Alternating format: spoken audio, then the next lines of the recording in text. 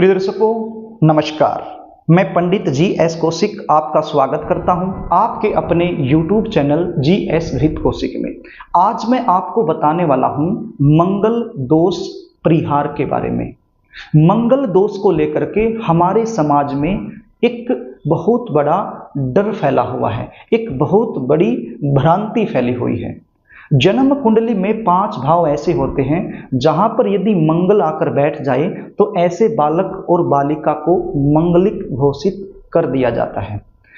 प्रिय दर्शकों, हर बार मंगल का इन 5 भाव में आकर के बैठना मंगलिक दोष नहीं कहलाता।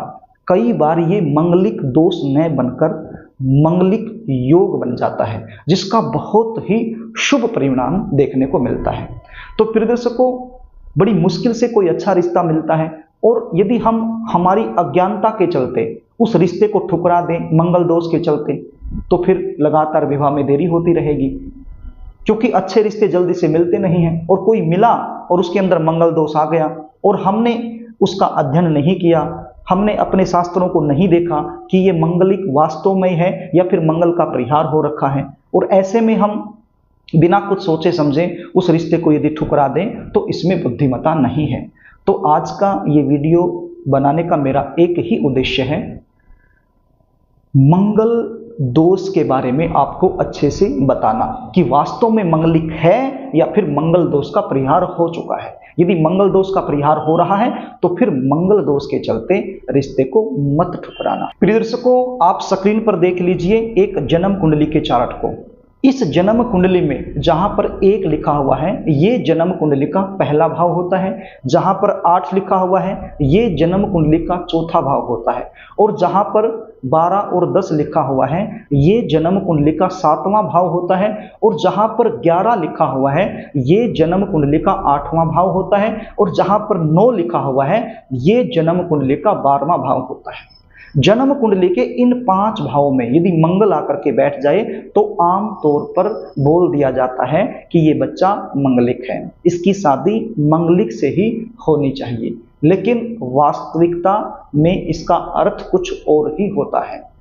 हर बार इन भावों में बैठा हुआ मंगल मंगलिक दोष नहीं बनाता है, बल्कि कई बार मंगलिक योग भी बना देता है। जहां पर आपको दिखाई पड़ रहा है, यदि यहां पर मंगल बैठा हो और यहां पर 1 ही लिखा हुआ हो, आप अपनी जन्म कुंडली में देखिए खोल करके और लगन चार्ट को देखिए।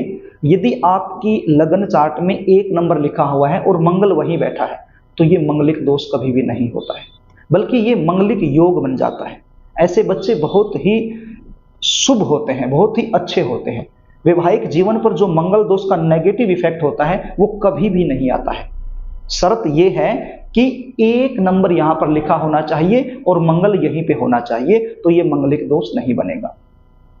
अब जन्म कुंडली का जो चौथा भाव है, यहां पर यदि मंगल बैठा है और यहां पर 8 का अंक लिखा हुआ है, यानी कि चौथे भाव में मंगल बैठा है और 8 नंबर लिखा हुआ है, तो भी ये मंगल दोष नहीं बनता है।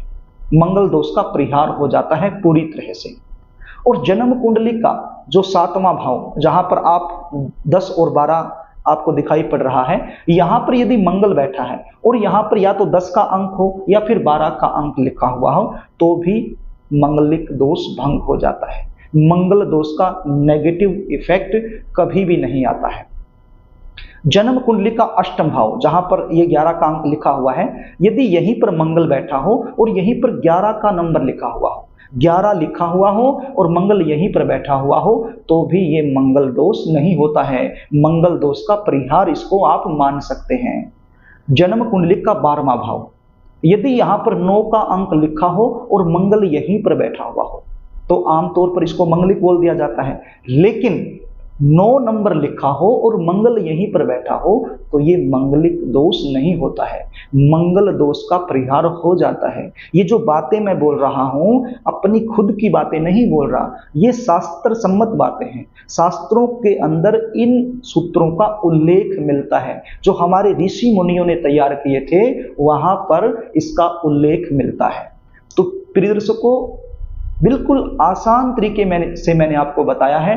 बिल्कुल आपने राशि देख लेनी है और इन भावों में मंगल को देख लेना है। यदि आपको ये कोई बोले कि ये मंगल दोष बन गया तो बिल्कुल भी उसकी बात पर यकीन मत करना, क्योंकि यहाँ पर इन राशियों के अंदर यदि मंगल बैठा हुआ है तो बच्चा मंगलिक नहीं होता है, इसको मंगल दोष का परिहार माना जाता है। तो ऐसे में यदि कोई अच्छा रिश्ता हो और इस प्रकार की सिचुएशन जन्म कुंडली में बनी हुई हो तो उस रिश्ते को नहीं छोड़ना है, बिल्कुल भी नहीं छोड़ना है, क्योंकि अच्छा रिश्ता बड़ी मुश्किल से मिलता है और हमारी अज्ञानता के कारण अच्छा रिश्ता हमारे हाथ से छूट जाए तो इसमें बुद्धिमत्ता नहीं है। तो इस सूत्र को आप जरूर देख लीजिए, बिल्कुल आसान तरीके से मैंने बताया है। वैसे सूत्र तो और भी बहुत ज्यादा हैं, लेकिन वो सूत्र कुछ ऐसे हैं जिनके अंदर थोड़ी सी ज्योतिष की नॉलेज का होना जरूरी है। अब मान लीजिए इन 5 भावों में मंगल बैठा हुआ है, राशि चाहे कुछ भी हो, यदि मंगल बैठा हुआ है और वो सूर्य के चलते अस्त हो गया है तो ऐसे में भी मंगल दोष का परिहार हो जाता है। मान लीजिए इन 5 भावों में से किसी भी एक भाव में मंगल बैठा हुआ है और डिग्री वाइज बल उसके अंदर कम है तो भी मंगल दोष का परिहार हो जाता है। यदि सप्तम भाव का स्वामी कहीं से भी बैठ करके अपनी दृष्टि डाल दे तो भी मंगल दोष का परिहार हो जाता है।